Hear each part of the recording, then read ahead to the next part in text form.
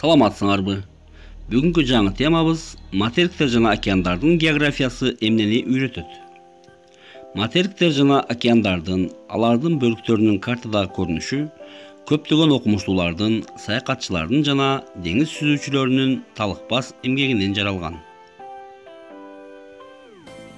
Алгачкы географиялык илимдин башаты байыркы чыгыштагы Месопотамия, Персия, Египет, Финикия аймактарында башталган.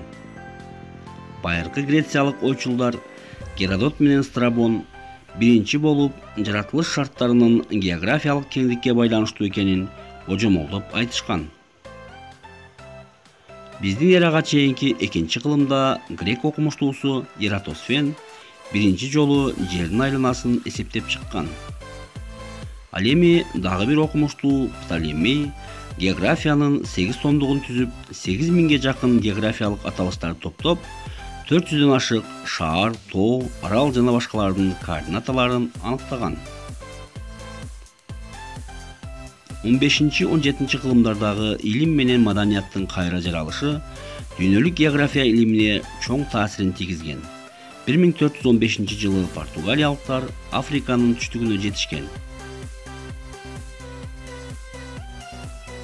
1492 жылы Христофор Колумб батышты карай кемелерди сүзүп, Америка жээктерин ачкан. Ал Индияны ачтым деп ойлогон. 1497-99 жылдары Васко да Гама деңиз аркылуу Африканы айланып, Индияга жеткен. 1497 жылы Джон Кабот Түндүк Американын жээктерин ачкан.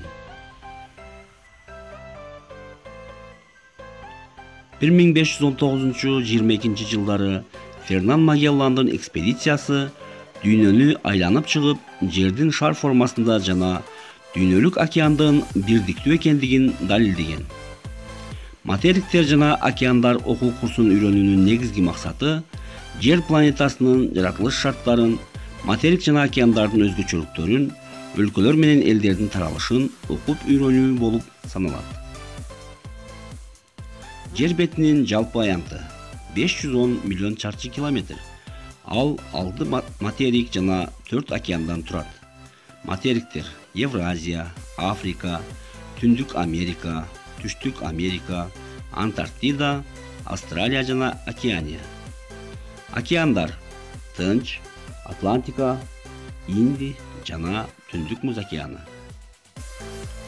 Бул диаграммада 4 океан жана бүткүл кургакчылыктын аянты көрсөтүлгөн.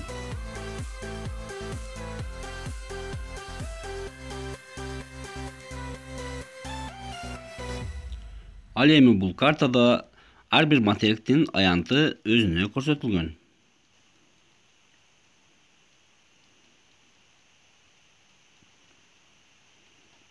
Көңүл бурганыңызга рахмат.